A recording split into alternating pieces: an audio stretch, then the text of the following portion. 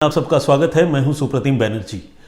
आज की कहानी पंजाब के सबसे बड़े शहर लुधियाना से है। लुधियाना में एक जगह है आदर्श नगर, और इसी आदर्श नगर लोकेलिटी में इसी महीने की 6 तारीख को यानी 6 जुलाई को एक लाश मिलती है। ये लाश एक बोरी में बंद थी, और जब लोगों ने इस संदिग्ध बोरी को देखा, इस बोरी पर उनकी नज़र गई, तो उन्होंने पुलिस को फ़ोन किया। पुलिस मौके पर पहुंची, और पहुंचने के बाद बोरी का मुंह खोला गया, और जैसे ही बोरी का मुंह पुलिस ने खोला तो अंदर से एक लाश निकली। ये लाश सिर कटी लाश थी, यानी जिस इंसान का कत्ल हुआ था उसका सिर काटकर कहीं और फेंक दिया गया था, कहीं और ठिकाने लगाया गया था, और बोरी के अंदर धड़ जो है उसे पैक करके फेंका गया था। एक और अजीब और चौंकाने वाली बात यह भी थी कि लाश के जो हाथों के पंजे हैं उसमें से सारी उंगलियां काट ली गई थी। कत्ल का यह तरीका अपने आप में बहुत अजीब, बहुत वियर्ड और बहुत खतरनाक था। पुलिस को जब यह लाश मिली तो पुलिस भी लाश की हालत देखकर दंग रह गई। आसपास जो लोग मौजूद थे वो भी घबरा गए। खैर, पुलिस को जांच करनी थी। सिरकटी लाश की पहचान अपने आप में एक चैलेंजिंग टास्क होता है, आप सबको पता है। और यहां तो हाथों की उंगलियां भी गायब थी, सर भी गायब था।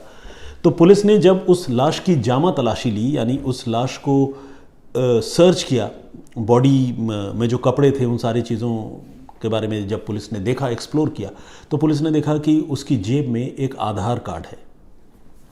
और यह आधार कार्ड जो है किसी पंकज शर्मा नाम के आदमी का है, जिसकी उम्र 32 साल है, और वो सिंहपुरा कुराली मोहाली का रहने वाला है। मोहाली आपको पता है चंडीगढ़ के पास मौजूद है, और वहाँ का रहने वाला पंकज शर्मा है, जिसका आधार कार्ड उस लाश की जेब में था। साथ ही लाश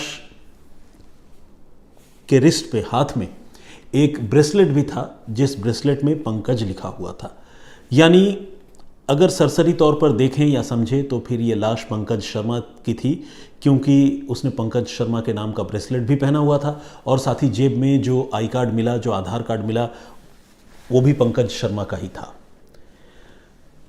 अब पुलिस को पता लगाना था कि अगर ये लाश पंकज शर्मा की है तो उसकी हत्या क्यों हुई, किसने की, कैसे हुई, और कातिल तक पुलिस को पहुंचना था। पुलिस अब तक तो ये मानकर चल रही थी कि डेड बॉडी पंकज शर्मा की है। पुलिस ने जो भी आधी अधूरी लाश पुलिस ने बरामद की थी उसे पोस्टमार्टम के लिए पुलिस ने हॉस्पिटल में भिजवा दिया, और उसके बाद पुलिस ने मोहाली के उस पते को एक्सप्लोर करने का फैसला किया जिस पते का आई कार्ड लाश की जेब से मिला था। और जब पुलिस वहां पहुंची तो ये देखकर और ये जानकर पुलिस को एक झटका सा लगा कि उस पते पर पंकज शर्मा नाम का कोई आदमी नहीं रहता था। हालांकि पुलिस को यह ज़रूर पता चला कि इस पते पर पंकज शर्मा नाम का एक आदमी कुछ साल पहले रहता ज़रूर था, लेकिन पिछले कई सालों से वो जो है यहाँ से छोड़कर जा चुका है। इस वक्त कहाँ है, कुराली मोहाली के लोगों को इसके बारे में कोई जानकारी नहीं थी। तो यहाँ पर आप कह सकते हैं कि पुलिस की तफ्तीश जो है एक तरह से एक ऐसे दीवार के सामने जाकर ठहर गई जिसके आगे पुलिस को कुछ भी नज़र नहीं आ रहा था। अब पुलिस ये भी सोच रही थी कि कहीं ऐसा तो नहीं कि इस डेड बॉडी में जिस तरह से आई कार्ड रखा गया और हाथ में ब्रेसलेट था उसके, कहीं ऐसा तो नहीं कि ये लाश जो है किसी और की हो और पंकज शर्मा की पहचान या उसका नाम इस लाश को देने की कोशिश की गई हो। पुलिस ऐसा इसलिए सोच रही थी क्योंकि कातिल ने जिस तरह से लाश का सिर काटकर अलग किया था और जिस तरह से उसके हाथों की तमाम उंगलियां काट ली थी, उसे देखकर यह लग रहा था कि कातिल ये चाहता था कि लाश की पहचान जो है वो एस्टैब्लिश न हो सके। लेकिन यहाँ पर अजीब बात यह भी थी कि अगर कातिल वाकई यही चाहता था तो फिर कातिल ने मरने वाले शख्स की जेब में आधार कार्ड और हाथों में वो पंकज लिखा हुआ ब्रेसलेट क्यों रहने दिया, ये भी एक बड़ा सवाल था। तो एक तरह से देखा जाए तो तकरीबन 1.5-2 दिनों की तफ्तीश के बाद पुलिस जो है एक कंफ्यूज स्टेट में थी। उसे ये समझ में नहीं आ रहा था कि ये लाश पंकज शर्मा की है या फिर किसी और की है। हालांकि सबूत ये इशारा कर रहे थे कि लाश जो है पंकज शर्मा की है, लेकिन अभी इस बात को इस्टेब्लिश होना बाकी था। खैर, जैसा कि मैंने आपको बताया, पुलिस कुराली गई थी, मोहाली गई थी, उसके बाद पुलिस जो है फिर लुधियाना वापस आई, और जिस जगह पर ये डेड बॉडी मिली थी उस जगह के आसपास के लोगों से पुलिस ने पूछताछ की। धीरे धीरे पुलिस जो है इस पंकज शर्मा नाम के आदमी के बारे में और ज़्यादा जानकारी जुटाने में कामयाब हो गई और पुलिस ने उसका मोबाइल नंबर भी पता कर लिया। अब पुलिस के पास एक बड़ा क्लू था मोबाइल नंबर की सूरत में। अब पुलिस को ये पता करना था कि ये जिसका मोबाइल नंबर है पंकज शर्मा का, वो इस वक्त कहाँ है और उसकी हाल के दिनों में किस किस से बातचीत हुई है। तो पुलिस ने उसका CDR निकलवाया और जब CDR निकलवाया तो पुलिस को उसका जो रीसेंट एड्रेस है वो भी पता चला। पुलिस को उसका रीसेंट एड्रेस पता चला लुधियाना ही है। लुधियाना में एक जगह है मोहल्ला जगदीशपुरा, ताजपुर रोड। इन दिनों पंकज शर्मा वहाँ रहा करता था और आदर्श नगर मोहल्ले में जहाँ पर ये लाश मिली थी, पंकज शर्मा इससे पहले वहाँ रहा करता था। तो धीरे धीरे कड़ियाँ जुड़ती गई।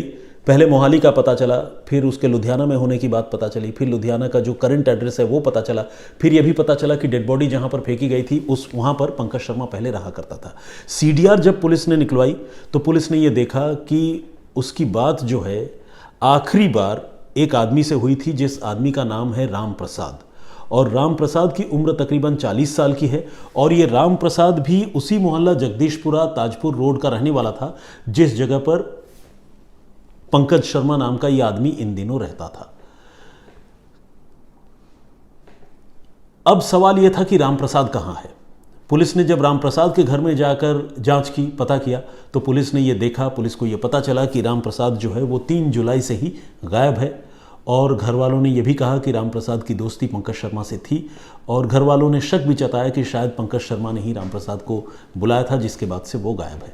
तो इस तरह से देखा जाए तो लाश पंकज शर्मा की मिल चुकी थी, सिरकटी लाश, लेकिन राम प्रसाद गायब था।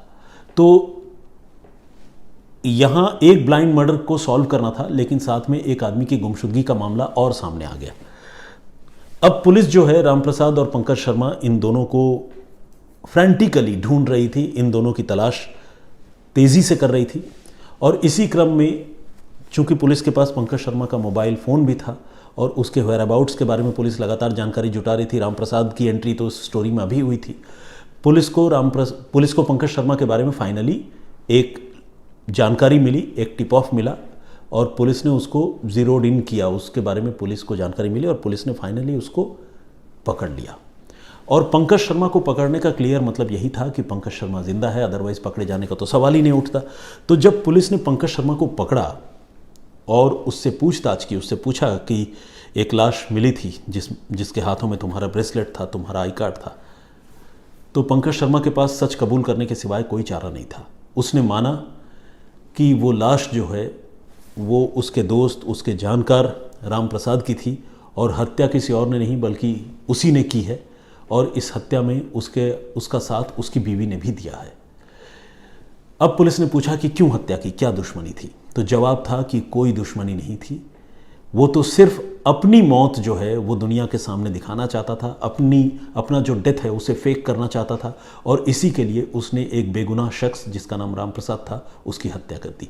साजिशन उसने राम प्रसाद से दोस्ती की थी, उसे अपने मोहल्ले में किराए का मकान दिलवाया था, राम प्रसाद को अपने घर बुलाया करता था और 3 जुलाई को साजिश के मुताबिक उसने राम प्रसाद को अपने घर दावत पर बुलाया, उसे जमकर शराब पिलाई और शराब पिलाने के बाद उसकी हत्या कर दी। आपको जानकर हैरानी होगी कि हत्या का तरीका अपने आप में बहुत भयानक था। राम प्रसाद को पहले तो पंकज शर्मा ने अपनी बीवी के साथ मिलकर जो है होस्ट किया, जमकर शराब पिलाई और जब वो नशे में चूर हो गया तो फिर उसके मुंह में फेविक्विक डाल दी। फेविक्विक डालने का मकसद सिर्फ यही था कि उसका मुंह, उसके होठ पूरी तरह से चिपक जाए और हत्या के दौरान जब उसे मारा जाए तो वो किसी तरह का शोर न मचा सके, कोई आवाज़ न कर सके। कितना खौफनाक, कितना ब्रूटल और कितनी भयानक साजिश इस पति पत्नी की थी, आप ये सोचिए।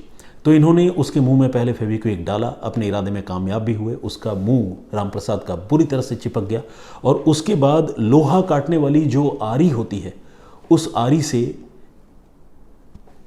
पति पत्नी दोनों ने मिलकर पहले राम प्रसाद का गला काटा और सिर काटकर अलग कर लिया। इसके बाद उसके हाथों की उंगलियां काट ली। सिर काटकर अलग करना और उसे अलग से फेंकने का मकसद सिर्फ यही था कि अगर सिर नहीं रहेगा तो डेड बॉडी को देखकर लोगों को लगेगा कि वो लाश पंकज शर्मा की ही है, राम प्रसाद की है, ऐसा नहीं लगेगा। इसीलिए राम प्रसाद का सिर काटकर अलग कर लिया।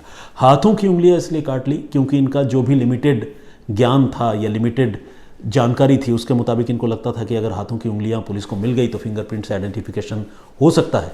तो जब उंगलियां ही नहीं रहेगी तो फिंगरप्रिंट कहाँ से मिलेगा, ये सोचकर उन्होंने हाथों की सारी उंगलियां भी उसी आरी से काट ली। इसके बाद 3 तारीख को ही उन्होंने हत्या की और इस लाश को 2 दिनों तक, टुकड़े तो वो कर ही चुके थे, अपने घर में रखने में, छिपाने में वो कामयाब हो गए। और इन 2 दिनों में उन्होंने इस लाश को जो है अपना ब्रेसलेट पहनाया, लाश की जेब में अपना आधार कार्ड डाला और लाश को प्लास्टिक के एक बैग में, एक बोरी में कई सारे टेप्स लगाकर अच्छी तरह से पैक किया।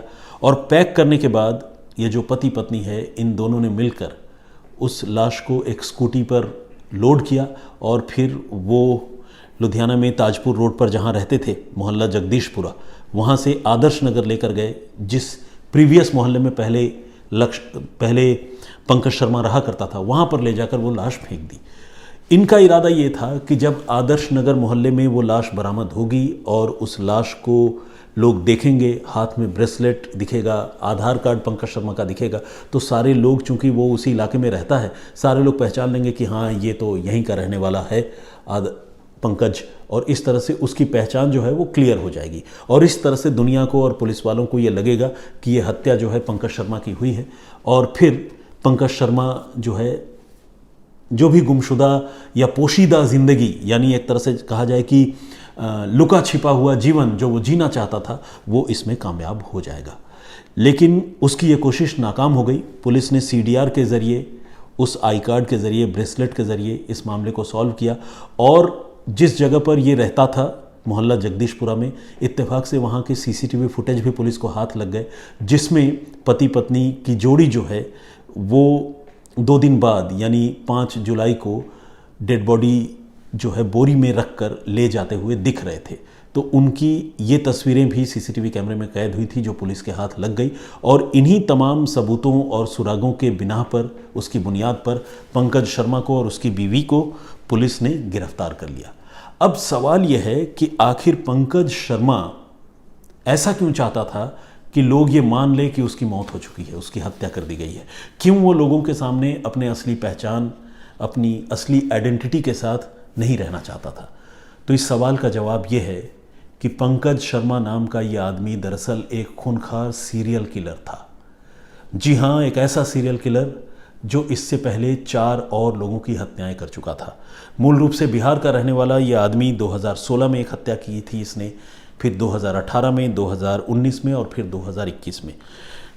चारों हत्याएं उसने अलग अलग वजहों से की। कुछ हत्या की वजह जो है दुश्मनी रही।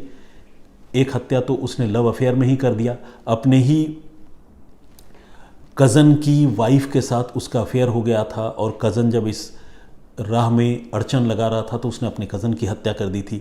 शराब पीकर होने वाले लड़ाई झगड़ों में, जिसे ब्रॉल कहते हैं आमतौर पर, उस तरह के लड़ाई झगड़ों में उसने एक हत्या की थी। और इस तरह से पिछले 4-5 सालों के दरमियान उसने जो है 4 लोगों की हत्याएं की थी। कत्ल की कोशिश का एक मामला भी उसके खिलाफ दर्ज था। तो जाहिर है जब इतनी हत्याएं वो कर रहा था, एक एक करके, वो पुलिस की रडार पर था, पुलिस उसे ढूंढ रही थी, गिरफ्तार भी हुआ था। तो वो एक नए नाम से, नई पहचान से अपनी ज़िंदगी आगे जीना चाहता था। और इसी इरादे से उसने ये सोचा कि अगर वो किसी की हत्या करके, ऐसे किसी हुलिये के या कद वाले इंसान की हत्या करके उसकी लाश को अपनी पहचान देने में कामयाब हो जाए, तो फिर पुलिस और दुनिया ये मान लेगी कि पंकज शर्मा मर गया है, फिर वो नई पहचान के साथ अपनी ज़िंदगी बहुत सुकून से गुजार सकेगा। लेकिन जितनी उसकी सोच थी उसके हिसाब से उसने तिकड़म लगाया, लेकिन तमाम तिकड़म और कोशिश के बावजूद आखिरकार उसके गुनाहों की पोल खुल गई और लुधियाना पुलिस ने उसे गिरफ्तार कर लिया। तो इस तरह से एक ऐसा सीरियल किलर जिसने 4 कत्ल पहले किए थे, 5वां कत्ल उसने किया अपनी पहचान छुपाने के लिए, लेकिन आखिरकार पकड़ा गया। और कत्ल का तौर तरीका ऐसा जिसकी कहानी जब पुलिस वालों ने सुनी तो वो भी हैरान रह गए।